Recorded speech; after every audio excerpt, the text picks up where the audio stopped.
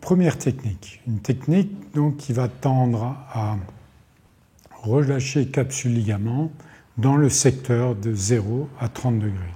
On va l'appeler technique de traction humérale. On joint les mains du patient avant de stabiliser poignet et avant-bras. C'est une technique à double support, donc le praticien dans une position ouverte avec le T, pied avant 90 degrés dans un plan sagittal, pied arrière 90 degrés dans un plan frontal. On passe sous l'avant-bras, on vient parallèle à l'axe huméral et le bord ulnaire de la main sur l'interligne articulaire de la gléno-humérale.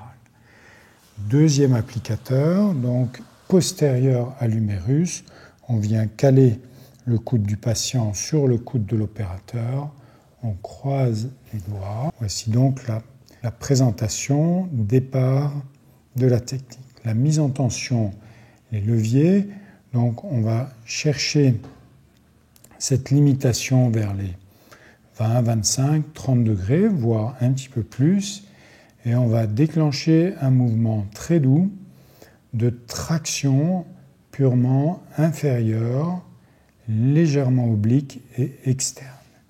Et regardez le plan articulaire de l'épaule, on attend dans cette traction en butée un relâchement qui commence dès maintenant, capsulaire. Donc vous voyez, l'épaule continue à descendre tout doucement et on va relâcher aussi doucement qu'on a créé la traction afin d'éviter un réflexe de contraction musculaire sur les fuseaux neuromusculaires. Donc mise en tension, donc flexion des genoux, le bassin tiré vers l'arrière, j'utilise le poids du corps pour réaliser cette traction. On peut dans cette technique varier, par exemple regardez, je vais ajouter antépulsion, une légère rotation interne et encore une fois, antépulsion, rotation interne, traction dans l'axe de la nouvelle position, afin de choisir un nouveau secteur capsulaire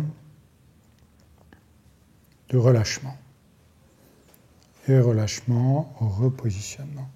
On va choisir une troisième position, cette fois-ci vers la rotation externe abduction, et encore traction dans l'axe huméral, dans le nouvel axe huméral ici. Okay. Utilisez le poids du corps. Regardez le trapèze de mon modèle et relâchez. Okay. Donc regardez le glissement articulaire gléno-huméral. Je recommence et je vais à peu près jusqu'au premier tiers de tension du trapèze. Relâchement et repos.